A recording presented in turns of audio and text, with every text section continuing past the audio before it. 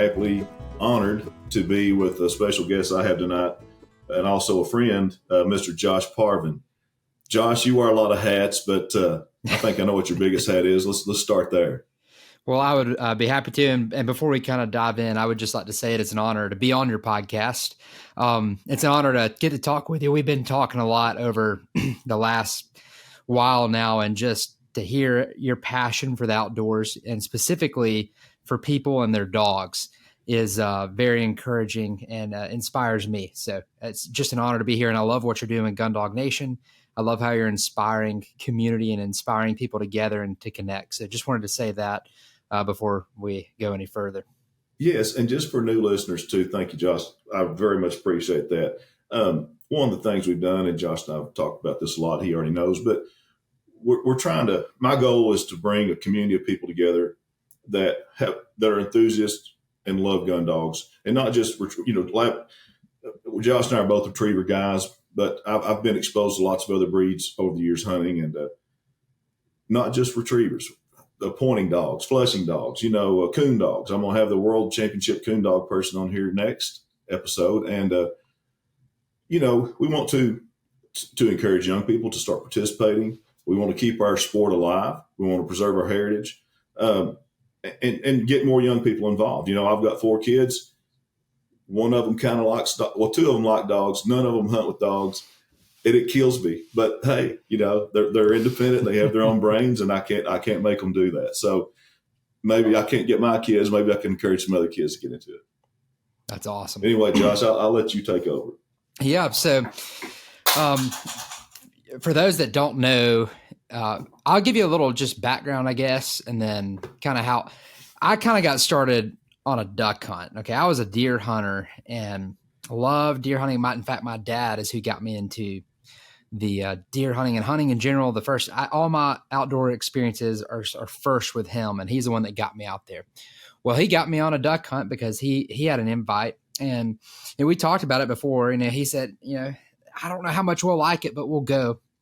And, because it could be cold and all that. And we're already battling the cold as deer hunters. Hey, this is before Sitka came along and all that. So we were just trying to survive out there, even though I know people think Alabama may not be that cold, but the humidity will chill you to your bones when you get a cold day. So it's pretty serious. But anyways, we went on our first duck hunt, and I fell in love with the sport of duck hunting. And my dad, fell in love with the dogs because he was already a dog guy.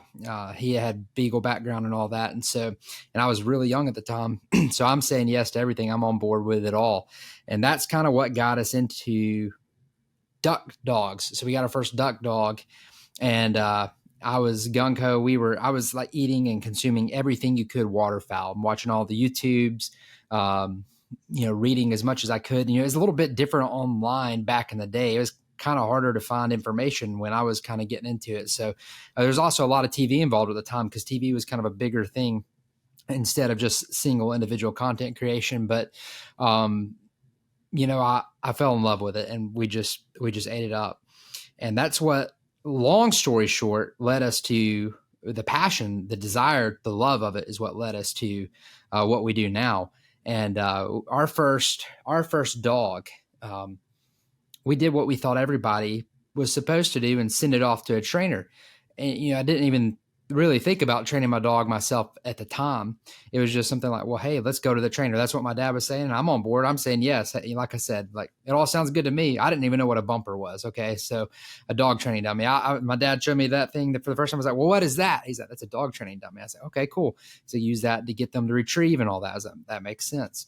And so we sent our first dog off to the trainer. And that's where things kind of went a little bit haywire. He told me when we first got this dog, I was real happy. It was in the home. It was a beautiful puppy.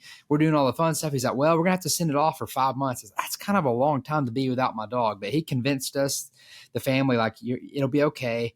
And, I agreed, and we talked about it, and I was on board. We went and dropped it off with the trainer, and that's kind of where things went a little bit south. And the trainer definitely trained the dog, but my dog came left one way and it came home another way, and not in a good manner. The dog came back timid,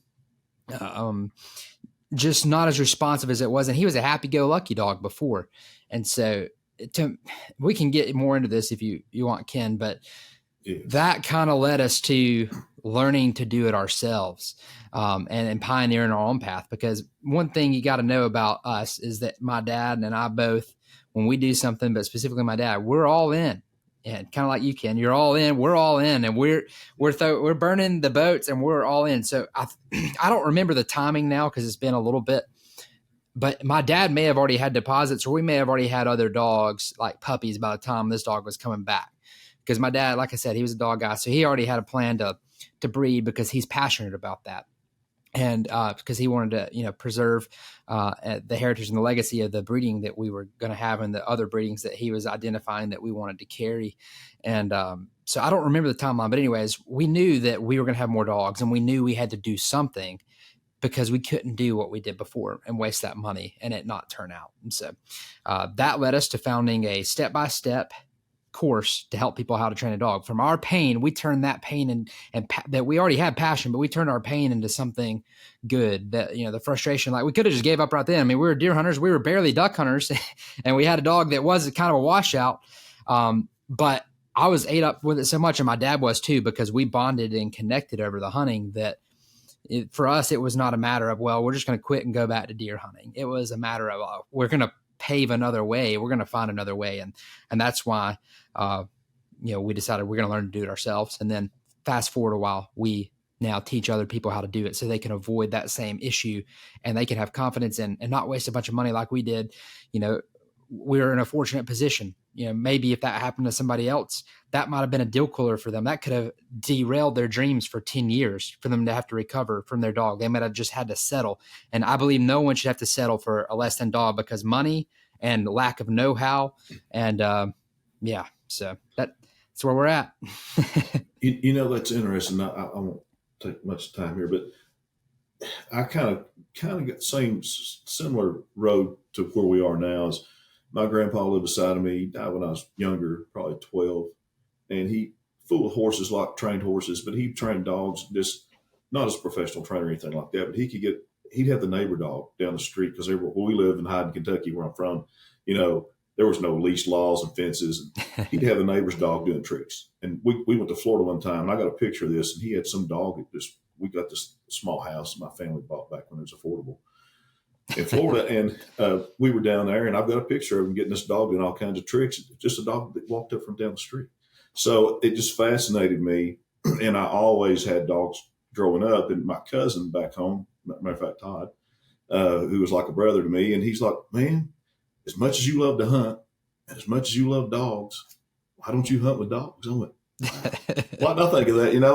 And same here, I got into beagles but yeah, so that's kind of, and I'm like you, I was a hardcore deer hunter, like, still kind of am, but I guess I kind of got into labs doing antler shed hunting first. So, really? Wow. Yeah. And that's how I got to know Barton and started buying dogs from him back in 16. And I went to British labs because I ended up, how I'm like you, I read everything, got my hands on it, and I found a Robert Milner book. And then I went to a seminar there. And that's how I kind of got into the British side. But anyway, I'll let you go. Wow. So you all, first, before you say this, before we get into it, I highly recommend to the listeners Cornerstone Gundog Academy. I am a graduate of there, or at least I have a certificate, if you want to call it that. And the knowledge is, you can always go back to the videos. It takes you from 8 weeks to a fully finished gun dog completely. And it's amazing. And it's you have to humble yourself like me. I'm 56 years old, and I'm talking to Josh about, I was fooling with dogs before he was born, and I'm asking him questions. And he's always got the answers. So I love that. But if you're going to be successful in the dog training world, you got to be humble, right, Josh? That's exactly right. But go ahead and tell, I don't know where to begin. You've got to tell them how long your program is and just what it does. And I would like to know just your overall, in a nutshell, training philosophy. Yeah. So let's dive into that, and we'll kind of use my story to kind of pivot us in there because it only makes sense. That's how we found our way. So because we train in a very unique way. Our first dog, he went through the typical American style training program: force fetch, whole 9 yards. And when we got him back and we realized, the problem with that, the way that trainer ran that program was there wasn't the adaptation that needed to happen. Our dog needed other things and he didn't receive that. And so when we realized, wow, I'm not saying force fetch is what messed our dog up, but although that dog really didn't need that. In fact, he already liked to retrieve and deliver stuff to hand fine. And we can get into that philosophy too. I'm really happy to talk about that because there's a big distinguisher in the way we view things on that. But he needed more. And so that led us down a rabbit hole of, right. So we already had a British lab. He was a British lab. And so we kind of went down the British training route. Okay. So I started learning every DVD, every book we could get, my dad was buying. My dad is an information gatherer. In fact, he was in the Army a long time ago. And one of his jobs was intelligence and gathering information. So like, he's really into that. Like I'm telling you, when it comes to business, anything, he is the information guru. He will find and sort and get us what we need. And I'm kind of, we took like an assessment, like to see how we, respond and how, so we could work really good together. And I respond a little bit differently. I'm more of my natural instinction is kind of like they call it a quick start. And that is to like, kind of bust through the gap, right? Because when I was in high school, in fact, I think maybe I learned this here. I don't know. And maybe from hunting when I was a kid, I used to always go out every single day after school and before school. I'd get up early and I would hunt with a pellet gun. And when I got home from school, I would hunt with a pellet gun. I thought about hunting all day, every single day when I was out there. So like, that's what I dreamed about. And I would go out in the woods and I learned really quick, opportunity is there, but it's there for a moment.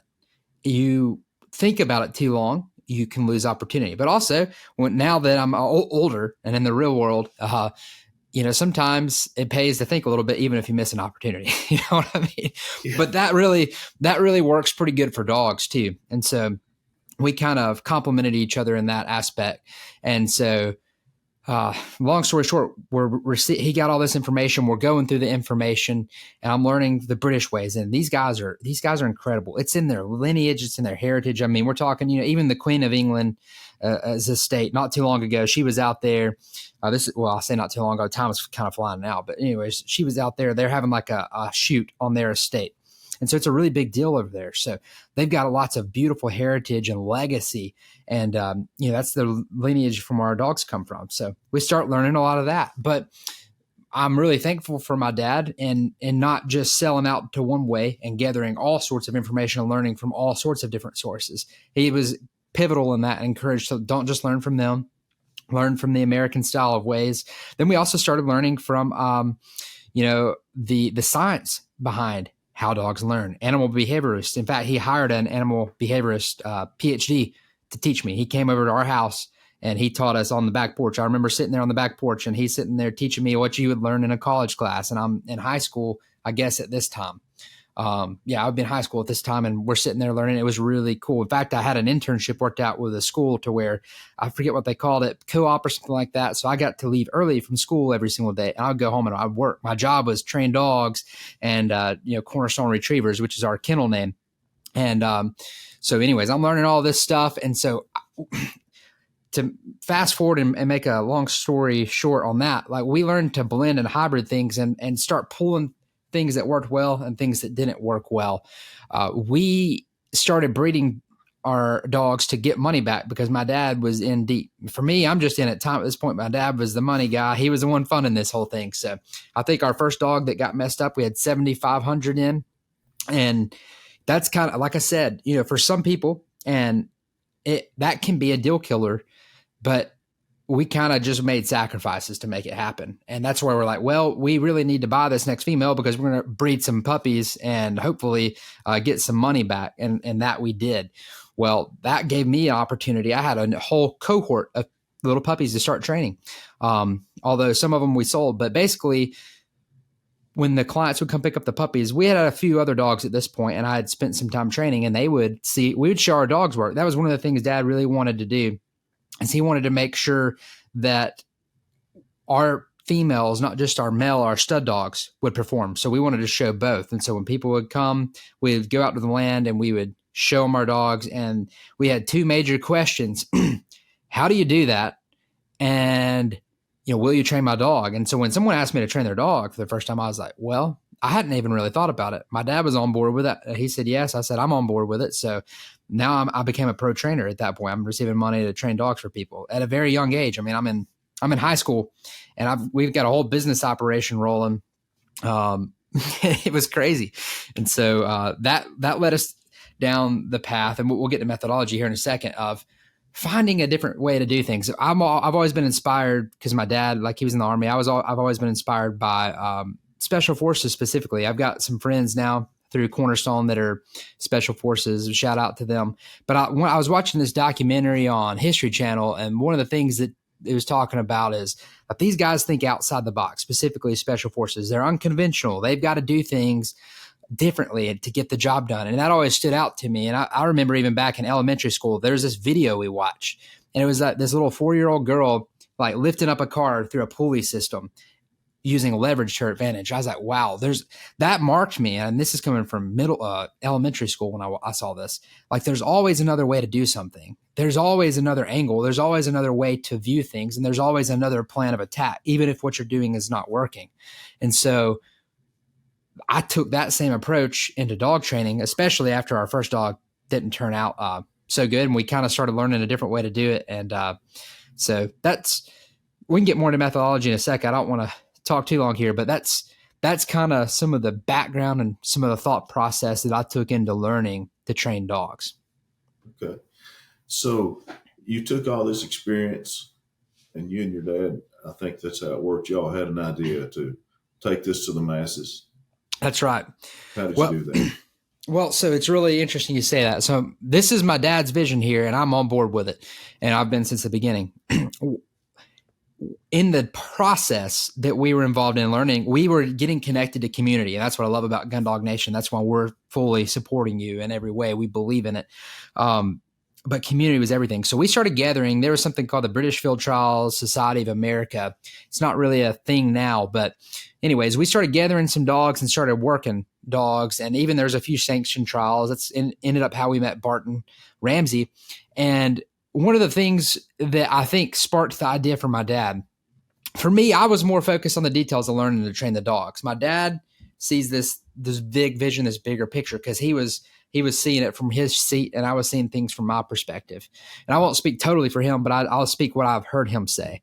And that's that when we invited people out to our land because we wanted to advance the sport. We wanted to advance what we were doing because we were passionate about it.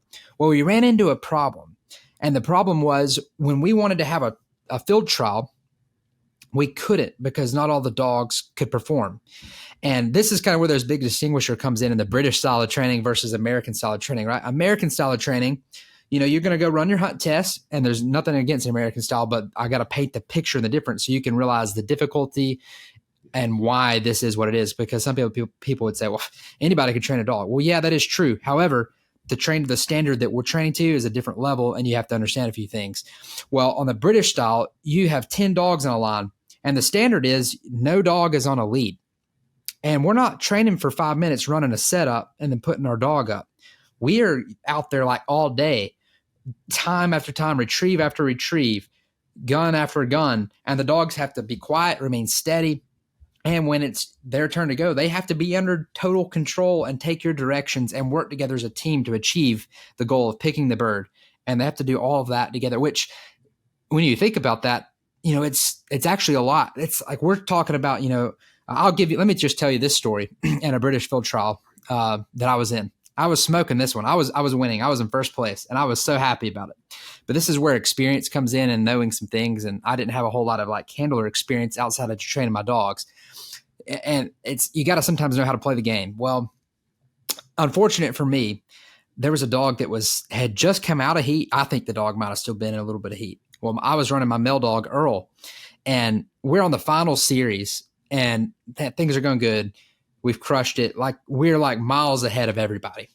Well, Barton was the former owner of Earl, and Barton had stepped out to, handle his dog. and, said a couple of words, and Earl like just peeked and just had his nose in the air. And I think from the direction where Barton was at, the dog was was over in that direction. And so Earl just peeked out. And so what I did is I took my foot and I just pushed him back in with my foot. Well, you can't do that in the British field trial that we were in.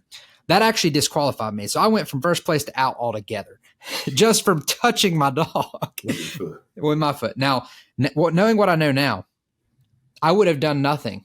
I would have just let him be because he didn't break. It's not like he was breaking or running away. And breaking will also get you kicked out. Whining will get you kicked out. So the standard is super high.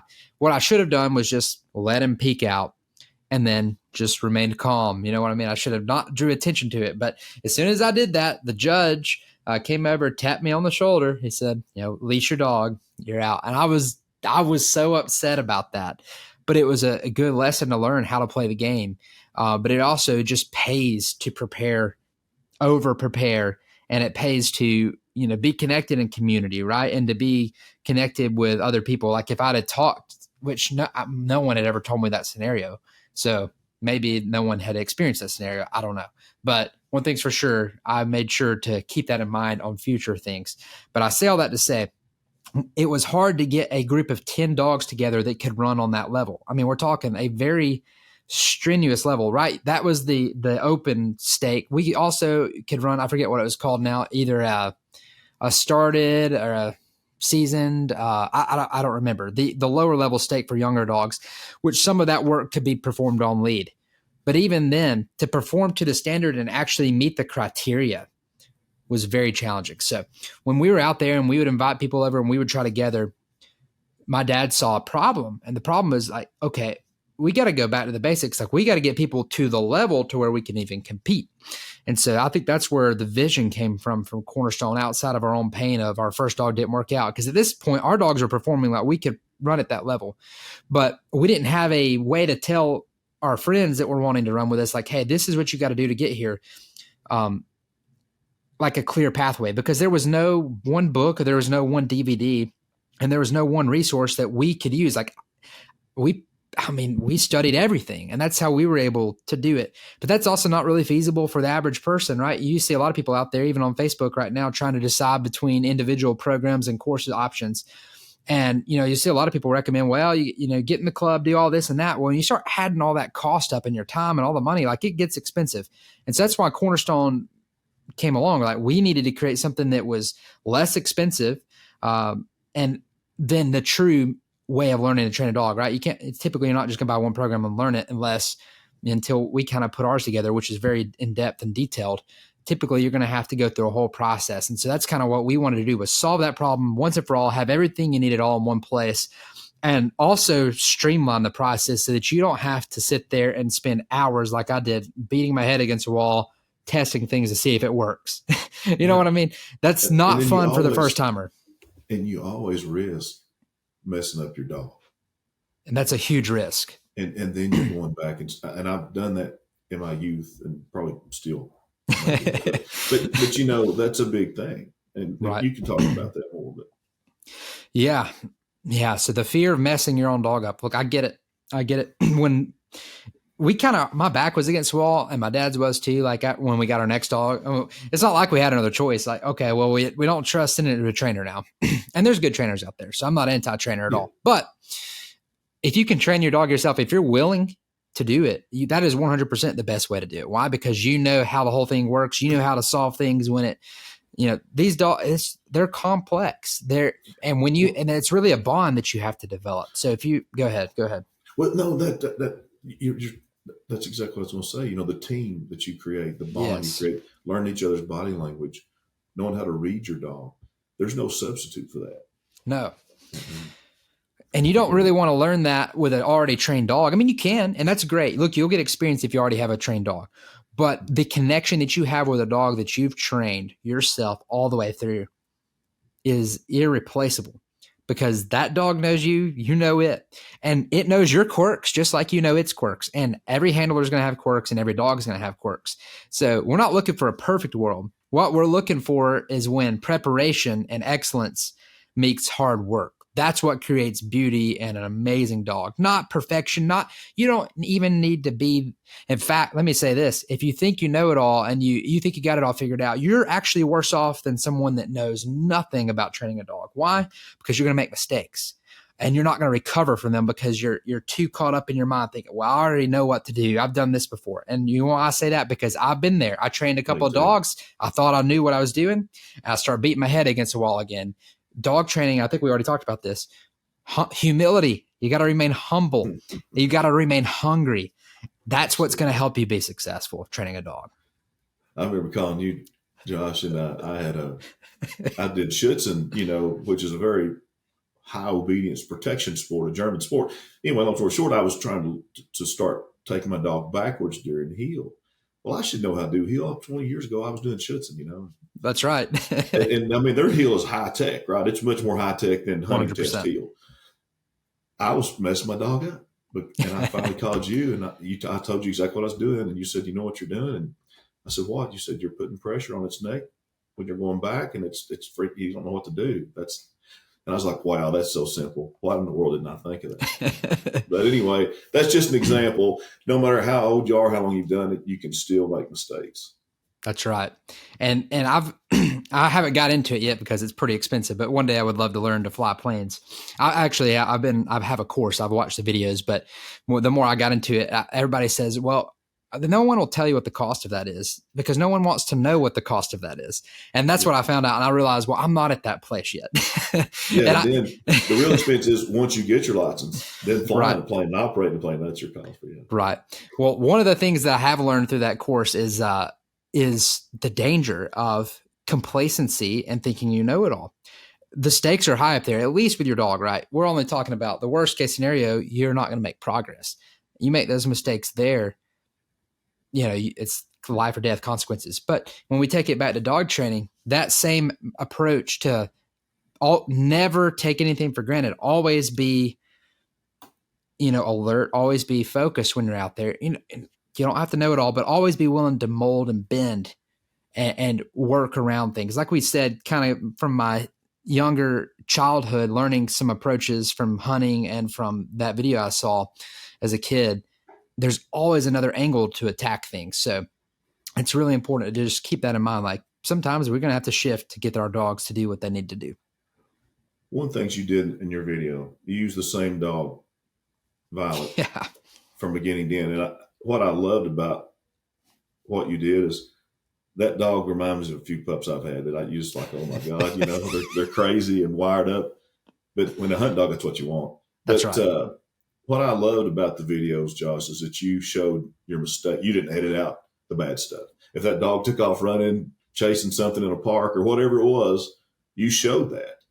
And so you didn't have those videos, I'm Mr. Perfect and I make no mistakes and my dogs never make mistakes, because that's not real life.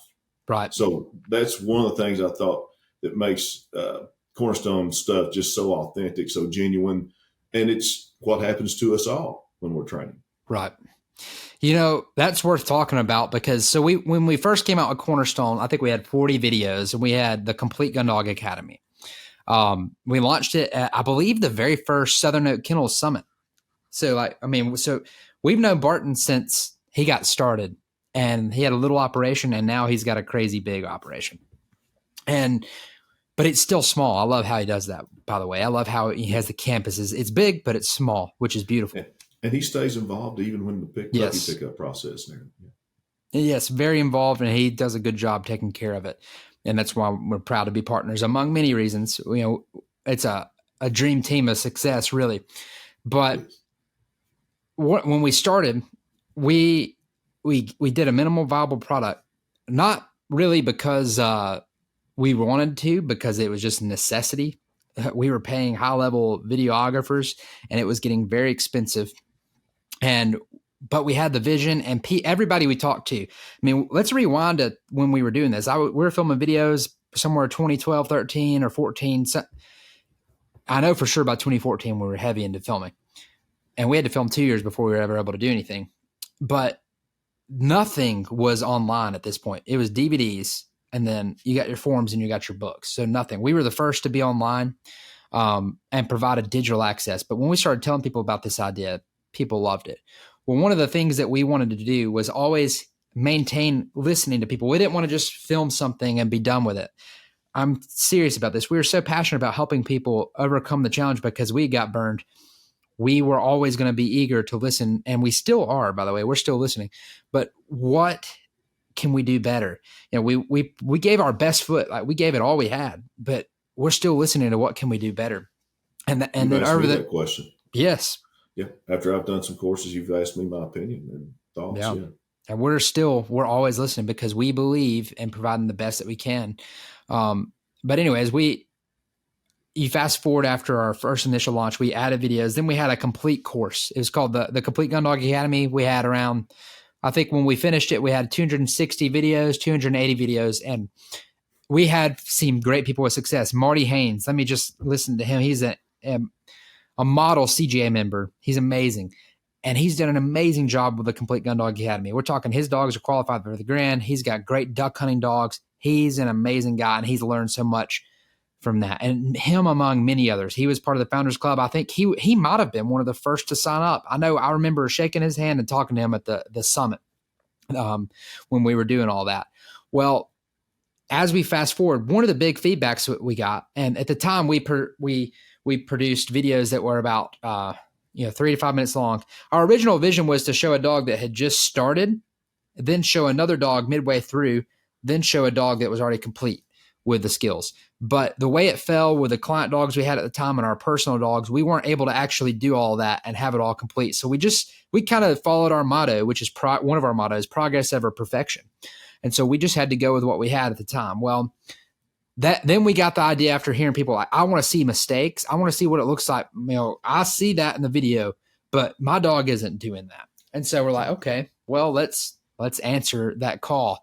And we didn't really have like the full vision. We did an initial test before we ever did anything, and people loved it.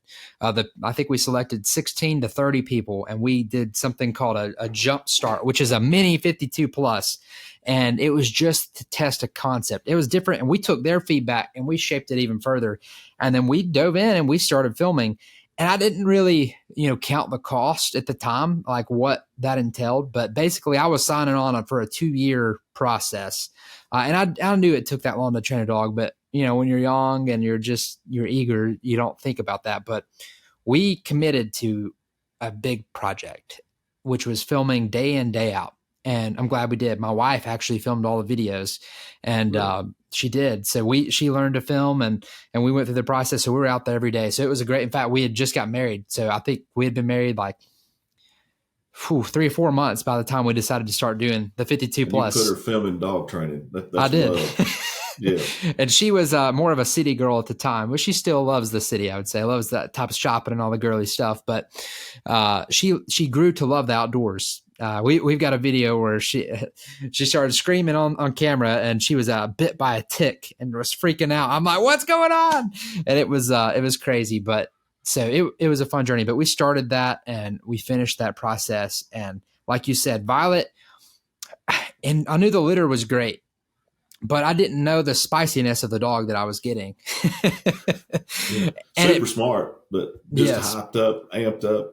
Yeah. Yeah. And honestly, maybe even too smart at times. Yeah. It was, oh gosh, the pressure that we were under, because we filmed the first 16 weeks and then released the access and opened up the first 8 weeks for people to follow along. And the pressure that we're out there, and let me just say this, and this is an important point, is how much we believe in our process. We believe in our process enough that we put our whole entire name on the line with this one dog that we didn't even know was going to turn out. So we had 16 weeks completed. We weren't even finished with what we call the foundations phase. And we knew we were going to 56 weeks because that's our process. But that's how much we believed in our process. And I hope that gives listeners and members that are current members of Cornerstone confidence, knowing that if we were willing to put our name on the line, and I was willing to put it all on the line with that one dog, I didn't know that this dog would turn out, but I believed it would. And let me talk about that real quick. One thing that we talk about around here, and we're going to start talking about more, is the process of success. Believe. It starts with belief. That's your foundation. You then got to fight for it, and then you're going to win. That's your winning combo. 3 things: belief, you got to have inner fight, and you got to have the desire and the willingness to win. You have to choose, I'm going to win. And when it comes to training a dog, if you have that mindset, you're going to be okay. When you start to struggle in the fight, when you start to not see the winning results, go back to your belief, change your inner belief first. Get back to your roots of what you believe, that this will work out. And I had to do that every day when we're out there. Like I said, when we did that, when I'm at week 20 and things are not going good, or 28 or whatever, 36, and I have that thought, man, what if my dog doesn't turn out? What if I would have quit? I mean, what are we going to do? Everybody's going to say, well, Cornerstone, they failed. Well, you know what? We didn't. We decided we were going to win, just like our members do. Every single day when you're out there training your dog, you're a winner because you believe that it's going to work. You put in the work, you fight for it, and then you see those results. And that's what is important, is you have to have that fighter mentality. But you got to have the belief. If you don't believe that it's going to work, I mean, it's not, because you're not going to have the fight to finish what it takes to get there. And you know, well, better than I do, Josh, those pups, they read you. They know if you have anxiety. They know if you're confident. That's right. Especially like at trials and tests or hunting. If you have anxiety, you're just like riding a horse. Your horse is going to have anxiety. It's whatever's the end of that leash, you know. But anyway. That's a double-edged sword. That makes it really hard. When you hear that, you're like, oh my God, well, I know I've got anxiety. What do I do? Yeah. How do I overcome that? And that's where you go back to the three things we just talked about. Belief. It all settles on belief. If you believe it's going to work, you will see it. You may not see it immediately, but that belief will carry you through the fight, which will get you to that victory.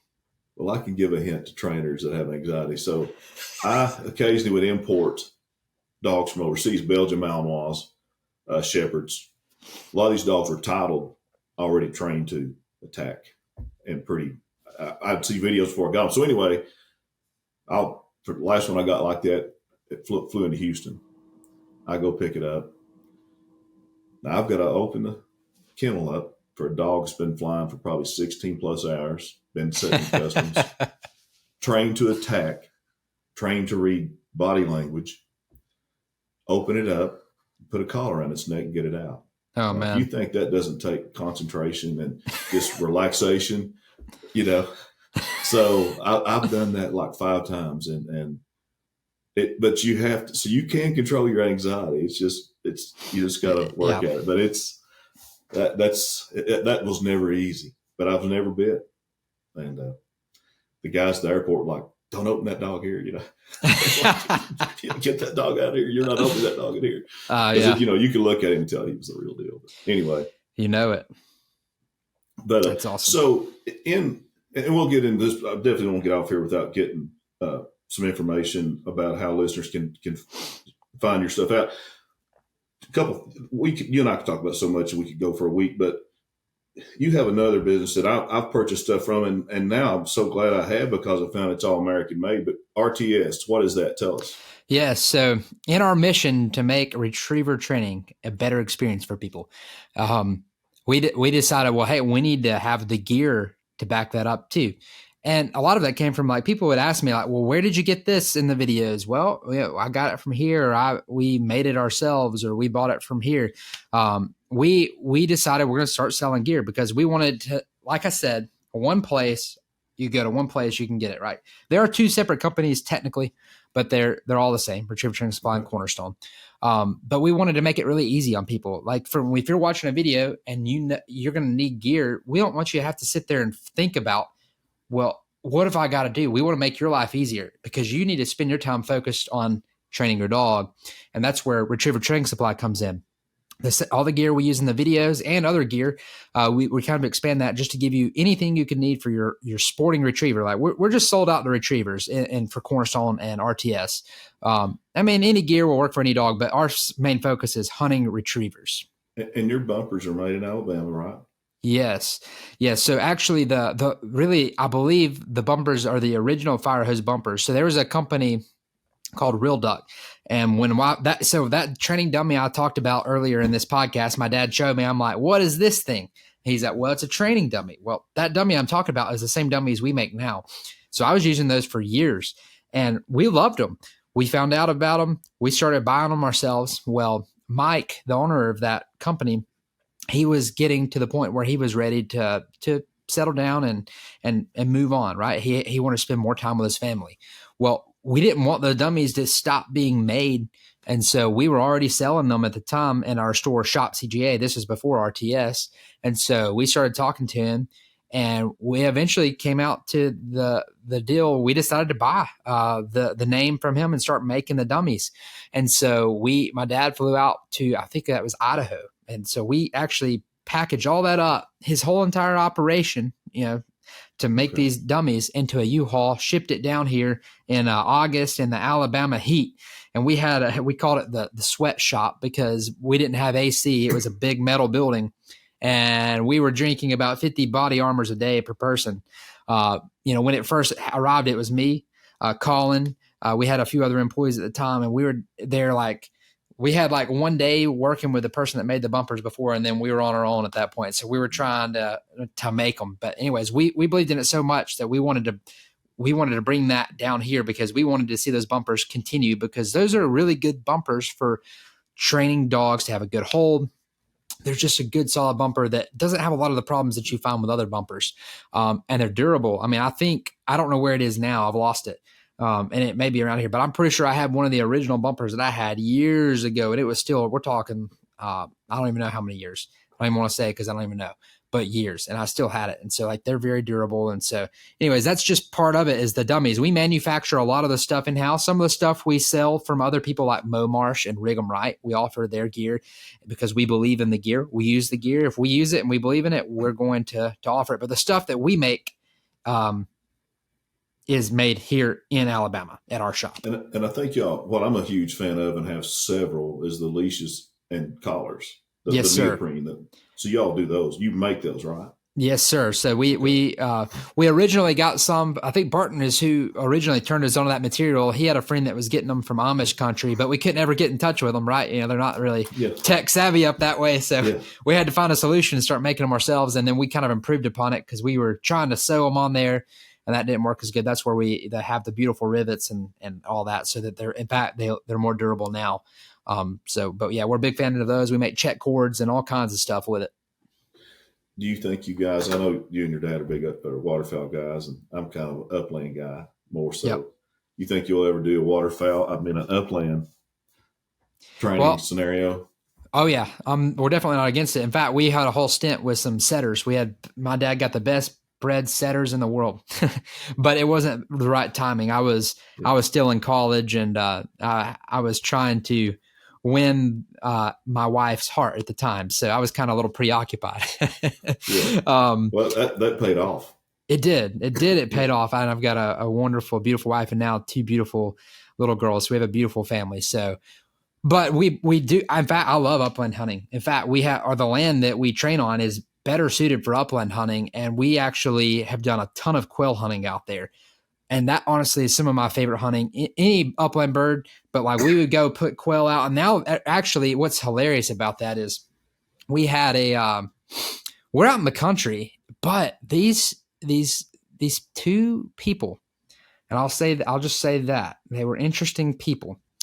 I'll just leave it at that. I met them at the gate, and I'm like, "What are you doing on our property?" And they acted so scared, and we're talking very strange. And I'm like, okay. And they're women. Okay. They're 2 girls. And so I'm like, this is so weird. Out in the middle of the country, there's 2 girls at my gate on our property. I was like, something's not adding up here. They're lost, or something's bad wrong. And they were scared. And I was like, I don't want to scare them anymore. I was like, well, look, y'all go on your way. I said, it's fine. Please just don't come back out here. It's private property. Well, I drive up there to my quail, where we have all of our quail. We have thousands of quail, or 1,000 quail. And they had we didn't have a lock or anything, because we're talking to walk to this place would be a mile into the property. They had let our quail out, and there were quail running all over the place.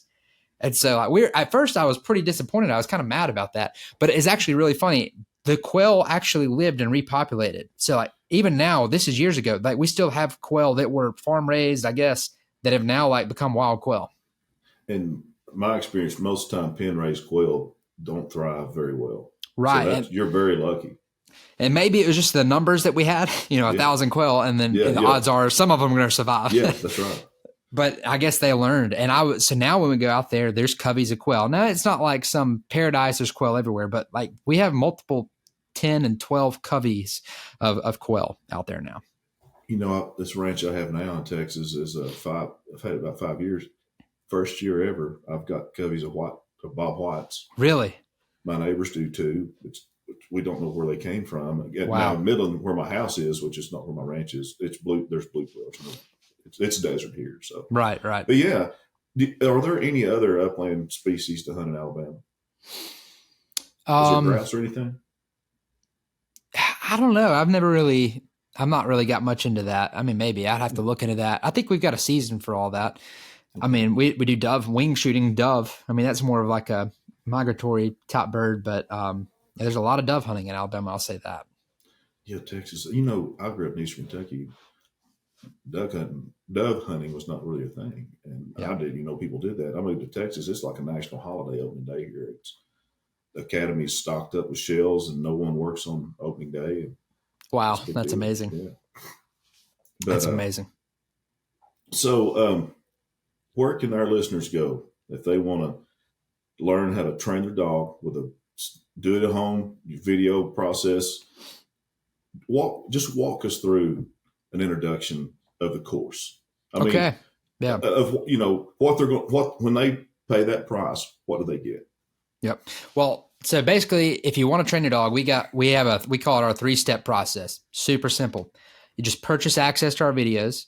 You choose your course. We have 2 course options. You follow the videos, and don't just watch them. It's not going to happen unless you go out and do the work. So you got to follow the videos, and then you can enjoy your dog. But once you purchase, so what following the videos looks like, number one, you've got amazing customer service. We have a team dedicated.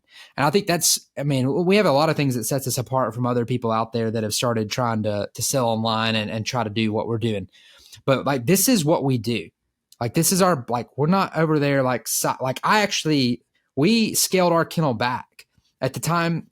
Mine and Barton's kennel were about the same size, but we decided Barton needed to keep doing what he was doing, but somebody had to stay focused on the Cornerstone and drive it forward. And so my dad and I, we kind of let our kennel just kind of be what it was. And we just started slowly fading it out, and we went all in on this. So one of the biggest things I say that you're going to get is great customer support and service and an amazing community of people. More than anything, you're getting an amazing community of people. Then outside of that, vouch for that. I belong. And you said the word, the truth. Yes. And I mean, member weekend, you were there at the last one, is amazing. You get to do all that, but you also have in between, when you're not at member weekend, you're connected with people that believe like you. They are not going to put you down. Unfortunately, in the online space, there's a lot of people that are just, you'll ask a question genuinely wanting help, and people will make you feel like you're an idiot and stupid. Yeah. And I think that's wrong. But and this is crazy. We didn't actually do this. We didn't try to make this happen. I think it's just that people believe so much. Our members believe in this process so much that they believe in helping others too. I don't even know how this happens. We didn't do this, but we have amazing people and they support people. Sorry, Josh, but you have members in other countries, correct? We do, unintentionally. I know Canada because I've met some Canadians at the seminar, but don't you have some in New Zealand or something too? So we have a few different countries represented. Goodness, I know in South America we've got Peru. We've got one member in Peru that I know of. We've got some in the UK, and we only really advertise in the United States. So I guess this is word of mouth. I don't know how this gets out, but New Zealand, Australia. I'll tell you this: I even got invited to Pakistan one time to come do a seminar. I was a little unsure, because, I don't know, but it seemed very legit, and the guys were amazing. So if they're listening to this, thank you for the invite. But I just was a little unsure to go there by myself. But so I don't know how the influence has grown that much. It's just a God thing. And it's not anything that we've really done. We're not that great. We just had a belief that we could help people have a better experience with their dogs. But they get the community, they get support, and then you get the step-by-step videos. And so we've kind of made a recent shift to, we have 2 options, and it's the complete retriever package or the huntable retriever package. And that just depends on what level you want to train your dog. If you want to have a good hunting dog that can pick up ducks that it sees fall, huntable retriever is the way to go. Meaning, you may hunt in timber, you don't need to do blind retrieves. Maybe you hunt in a field, but you're only hunting a couple of times a year. Maybe you don't need to do blind retrieves, and that's okay. If you do want to do all that, and maybe you want to hunt anywhere, anytime, then the complete retriever package is the way to go. But both of these courses are step by step. They're 52 plus. Huntable retriever is the first half. It's called 28 plus. And then complete retriever is the second half, or 52 plus. All that means is you got 36 weeks of training or you got 56 weeks of training. And either way, you're going to have a good hunting dog. It just depends on if you want to go even higher on the level. You may be on the fence sitting there thinking, well, I don't know if I really want to go all the way. I don't even believe in myself enough to go the whole way. Well, that's okay. Do you believe enough that you can train a dog that you can hunt with? Because you don't really, I see people do this all the time and it makes me upset, but just, you know what? I'm going to get a dog and just see what happens. You don't do it that way. You got to have belief. Like, we're going to commit to this. Like, if you commit and you have that belief and you put in the work, you're not going to fail if you choose not to quit. The only way you lose and the only way you fail is if you quit. And so, I see this all the time. This is on social media that I typically see this, or someone may question our pricing. And, the truth is our pricing is very fair, beyond fair. When you look at the value that you're getting and you look at what the outcome can be and you look at the people that you're surrounded with, personally, I would pay for it that price easily just to be surrounded with the people, because the people are amazing and they're who are going to lock arms when you have that rough day, and it's going to happen. You're going to be out there and you're going to feel like this won't work. And that we call that the dip. Okay. When you train a dog, you go through a 4-part process as a trainer. You start with a dream phase. You're on cloud 9. This is amazing. I'm going to have this amazing duck dog. Yeah. You're like, that's why you're shelling out all this cash. You're spending thousands on a dog because you're like, you see yourself out there and it's going to be beautiful. Well, you start the process and boom, you hit the dip. And what that is you're just not where you need to be on your skill level yet. And so you feel like, honestly, you're at the bottom of the mountain and you look up and you're like, wow, that's a long way to go. I don't even know if we can make it up there. What if we don't make it along the way? What if we get stuck? But let me tell you, if you have belief, it doesn't matter, because you're going to find a way. When you get to that stuck point along the mountain, you'll find out how to get up there. And so then you go through a development process, which is where our course comes in. It develops you. You have to develop yourself. You will not start Cornerstone and end Cornerstone and graduate like you have and end up the same person. You will become a different person, because that's what it takes to get there. And at the end of it, you get to that fulfillment of the dream, and then you forget about it and you buy another puppy and you start all over. And you know what, listeners, I can tell you, looking at it from a different point of view than Josh, is I'm a customer. So you've got these, you can look at the videos on your phone, you can have them set up on the road. And like right now, I've got some pups, and I'm going, even though I've been doing this a lot, I still go back and reference the videos because I got a new pup. That's right. I want to make sure that so it's a lifetime of viewership that you have with that purchase. That's right. It is lifetime access. Yes. And the customer service, I can vouch for. I've drove them crazy. So it's a great program. And, you don't really believe what you can. I mean, if you just got the patience and the will and you watch these videos, you can train a dog. You can train a good dog. So, I believe anybody can train a great dog. That's right. I believe you can train a dog you're proud of 100%. Yeah. Anybody can do it. In fact, anybody can do it you just got to have the willingness, like you said, and the patience. You've got to be willing. And Josh, please chime in, because I actually was going to ask you this question, but I'll give my 2 cents and please elaborate. Okay. But to me, and God knows I wasn't born with patience, but the number one thing that I would say, and I want Josh's his opinion about it too, is if you're a new trainer, if you're a young kid, if you're wanting to start training yourself, or if you're 70 years old and retired and you want to train your own hunting dog, just patience and time in these videos, and you're good. But Josh, what would you say is your number one piece of advice to give to a new trainer, whether they're 7 years old or 77 years old?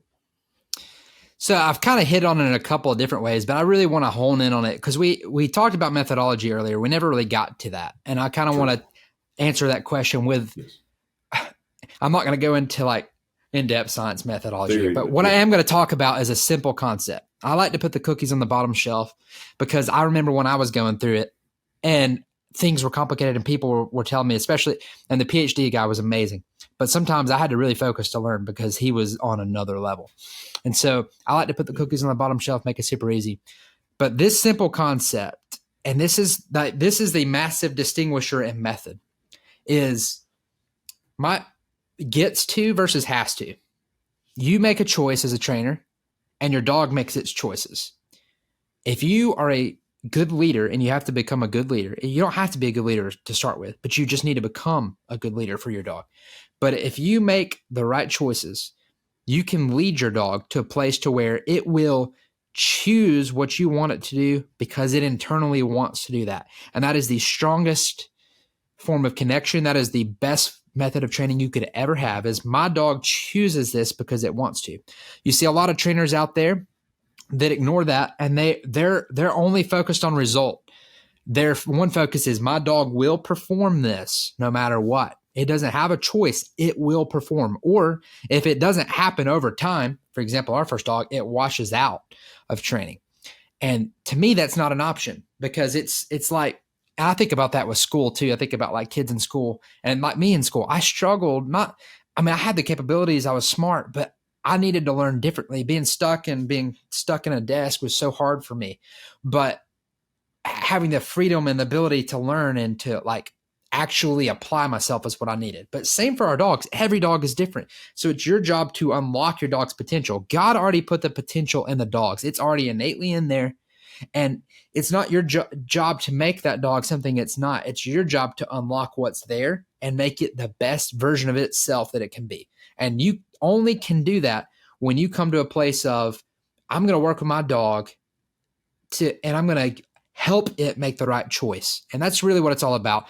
Your dog will make the right choice if you put it in the right position over time. It won't always make the right choice, but if you're patient, you got to just keep that one thing. It's gets to versus has to. It's the, I love my job. I hate my job. I'm going to work just to pay the bills, just to take care of my family, but I hate this job. I would not be doing it otherwise. That's the taking care of paying the bills and all that. That's like just a byproduct of, I love this job. I wake up early because I'm so passionate, and that's how I want my dog to be. And that takes someone that's willing to, like I said earlier, use that leverage, go from different angles until you eventually get there. And there's a series of processes that you can do to make that happen, which is what we basically custom built into our courses. But if that's the one piece of advice I had for you, is don't look at your dog every day. When you look at your dog in the eyes and you're going to go out there and train, you have your own agenda. But you may have an agenda, but if your agenda gets wrecked, what are you going to do then? Are you just going to get mad and force your dog with force fetch and an e-collar, and you're just going to force your dog through and its tail is going to be tucked through? Or are you going to keep connecting with your dog and keep working at it and keep chiseling away until you develop this beautiful work of art that does what you want it to because it wants to? So gets to versus has to. That's my one piece of advice. If you took nothing else away, train a dog that wants to, that gets to do what it does, not has to do what it does. And that's just done by building a bond, by being patient. Yep. How do you do that? Yeah, let's talk about that for a second, okay? Because that gets us to that methodology. So I remember the first time I heard about clicker and treat, I was like, I scoffed at it. And this came from the PhD gentleman. I kind of scoffed at it, but my dad, like I said, he's amazing. He encouraged me to keep an open mind. And I remember the guy talking with me, and he said, just try this and see. Well, what took me, 2 weeks to a month to do, I was doing in 5 minutes with a clicker and treat. And I was like, okay, I'll bite on this, because it seemed a little frou-frou to me. I thought, oh, this is like a PetSmart thing. Okay. Well, it's actually not. It's actually a science. It's psychology. Absolutely, completely rooted in science. And if you don't leverage that, you're not leveraging your dog's full potential. Just like if you don't know how to correct your dog, you're not leveraging its full potential. But it all starts there. It all starts where we start with week 3 in our courses. It starts with teaching our dogs to get on place. And I love this. Let me say something about Clark, because we're associated with Hunt Test Guide. Cornerstone owns a part of Hunt Test Guide, and we believe in Clark Kennington and Lyle Steinman. Let me say something that Clark, I love the way Clark says this because it makes so much sense. Put the responsibility back on the dog, right? So often we feel like we have to make our dogs do this, but the responsibility is the dog's. It's responsibility to make good decisions. And so I love how he says that, but we start that process with, we don't, when we teach, we don't give commands to start with. We don't give any indication. We just stand there. And we let our dog make choices, and we reward choices that are steps in the direction that we like. and we ignore choices that are steps in the direction that are not what we like. I've heard we're shaping. That's a process of shaping and using a reinforcement to our advantage. That's kind of like one of those things too. I thought was so cool because I remember, like, just like I said, the special forces documentaries, like you hear training stories of like how like the guys that are going through I forget what they call it, but the process to be selected, and like they'll just be told, all right, here's just go do it. They won't be told how to do it. They won't be told anything, and like you don't know if you're going to do the right thing. You're getting judged. So like they're actually just seeing how you process to do stuff. Well, same for our dogs. If we want to be a good leader, let them make the choices and then shape that as you go. If you reinforce something, you're going to get more of it. Like if your dog touches the place board and you give it a treat for that and you click, which you tell the dog, that's marking, telling the dog, hey, that's what I want you to do, then you're going to get more of that. If you ignore it, you're going to get less of it. And that's in a nutshell. That first week of training is the most important week of training. Honestly, more so for you, the handler, than it is for the dog, because as long as you remember that concept, when you remember that concept, you can apply it to everything that you teach your dog, and you'll get incredible results because of that. So that's where the process starts. And you always say in the videos, you're teaching your dog to learn. But you're letting it learn you're letting it learn. I'm not saying it wrong, so you have to clear me up there. But no, you said it just right. I mean, you're a product of the course. You know how to do that, and it honestly makes your life a lot easier when it's not up to you to make your decisions for your dog. It's really not. It's your dog's it's your dog's responsibility to make the choices. It's our job to take the choices that they make and respond appropriately in ways that are going to hopefully lead it to the proper choice. We are just leaders. We just lead our dogs little by little. And sometimes they're going to make off the wall choices, like in the videos with Violet when she runs off and everybody's like, well, what just happened? And we keep showing it. Well, what do? We respond to that. We don't react. We respond with, to the best of your ability, predetermined decisions. And we teach you all this in the videos, which is the good thing about it. When you're seeing it on the videos, you're going to see it typically before it ever happens to you. So at least you already know how to respond. Like if you had been out there, look, when I was learning to train dogs, the first time that ever happened to me, okay, my dog runs off. Well, what do I do now? I didn't have anybody other than I had to go back and start reading the book. Well, it's not there. I had to go watch this video. Well, it's not there. So then I have to go out there and try again. And then I also talked to other trainers, and some of them would tell me some stuff, and you'll try it and it doesn't exactly work. And that's one of the biggest things I think too with us is that our process is a development process for the trainer. So we are teaching you how to think for yourself. It's not a one size fits all. It's not cookie cutter. Yes, it is you can't do things without a process. So we have a process. But going through the process, there are small adaptations that you're going to need to make, but we equip you with that through the knowledge that we teach you. And let me just tell you, it's already in you. Trust me, it's in you. If you have the desire to train your dog, the decisions you need to learn to make are there. I'm not worried about you making a mistake. I'm worried about you not continuing to try. It's not about the mistakes you make. That's why we say progress over perfection. You can never expect to be perfect and not make mistakes. It's about making responses. And here's the other thing. When you make a failure, when you screw up and you do something wrong and you know you did, well, what do? Do you beat yourself up over it? No, you don't have time. Dogs are so minute focused that by the time you're sitting there kicking yourself in the rear thinking, my gosh, I messed that up. Your dog's in another world. Forget it. You've already made the mistake. Move on. You're in a new moment. Get into that next moment and stay in the moment. I like that. I need to write that down. I need to write it down too. Yeah, seriously, that's because I'm just sitting here when everything you're saying, I'm thinking my own training scenarios, and I like that. Yeah. Well, Josh, I guess tell listeners where they can find your stuff. Okay, well, all you got to do is go on Google or Safari, whatever you use, internet, search Cornerstone Gundog Academy, and you can find us from there. You'll get information, sign up for our free stuff or buy our course. In fact, obviously we'd love for you to buy the course, right? We get it. Look, if you look at it, you're not ready to spend the money because you're just not sure. Maybe it sounds good. Look, explore it. Get on our list. We'll take care of you. If you have questions, reach out. I pay people to actually talk to you personally. Like if you have a question, to reach out. And these are good people too. They're going to take care of you. They're going to answer questions. I'll answer questions too. I mean, heck, I do. But they're waiting to help you. We're not, and when I say we pay people to help answer your questions, not every single training question. That's what the course is for. But if you have questions about the course, we're not going to, I teach them not to try to like sell you the course. I teach them to try to help you based on what you want for your dog. So if for some reason we're not a good fit, they're going to tell you that. We don't want more than anything. We want people that are right for our course to be in there, that we're right for them. But if we're not a good fit for you, we think it makes more sense for you to be where else you belong. Right.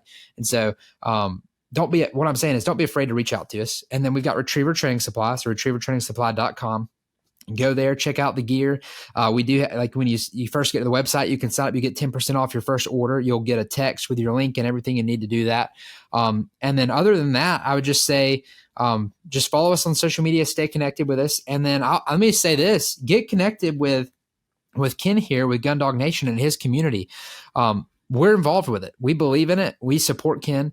And I should say that I really believe that like he is forming an amazing community that you should be a part of, because it's like it's very similar, like the connections, the people, just the mindset is what's important. You got to be surrounded by people who are going to help you, that are going to build you up, that are going to not tear you down, that are going to help you in a life-giving community. And that's what I believe here with what Ken's got going on. So those are really the ways you can connect with this podcast. We do the Build From Here podcast. Barton has the Lab podcast. So if you're a podcaster, if you're listening to this or watching this video, you probably are into all that. We'd love to have you check out all of that. And other than that, just here's the biggest thing. Just enjoy your moments and your times with your dog. And think about it this way. Don't wait in life. My dad's, we've always talked about that, right? You know, you hear it's important to plan for the future. It's important to like have a vision where you want to go, but don't be a one-day person. Someday I'm going to do this. If you wait too long, one day you might not have that opportunity. Just do it today. Live in the moment. Enjoy today. Today is what matters. So, yes, yeah. That, you know, once someone forms a bond and a team, and when you're hunting with your dog, that's a team. You're a team. That's right. It's just there's no feeling like it. That's why I'm still here, and that's why you're here, and that's, you know, that's what makes it great. I feel I'm honored to get to talk to people like you. You know, already had some pretty really informative guests, you being one of them, and I think I enjoy it maybe than anybody else, but that's okay. But anyway, well, Josh, it was a pleasure having you. Thanks for coming on Gundog Nation. Thanks for supporting me, and I'll always support you. I believe in what you do, and I'm a customer. I'm living proof. Yeah. So I guess we'll just let it go. Any final words for the crowd? Let me just say this. First of all, like I said, I want to honor you, Ken, for inviting me on. It is an honor. I know you're saying it's an honor to have me on, but it really is. The honor is mine to be on here talking with you. I think it's so crazy that I'm talking with someone that has fully embodied and used the course, and that is so passionate about it, that is doing something great out there in the community. And so it is an honor to actually seeing your success and seeing you use the program makes me proud. I'm proud of you, but it's an honor to be here and just to be able to even have this conversation with you. So thank you for the invite. Thank you for letting me share. And for those of you that are listening, and that I hope you enjoyed this episode, let me say this, be sure to leave Ken a review. Even if not for me, if you enjoyed, even if you didn't, like some of the stuff I said, don't worry about it. Ken's amazing. Leave a review for him and make sure to like it and do all that good stuff, because that's going to help get this word out there and help support the community. So be sure to do that for Ken. But again, Ken, it's an honor to be on here with you. Thank you for this invite. Thank you. Yes, sir. You're very welcome, and thank you.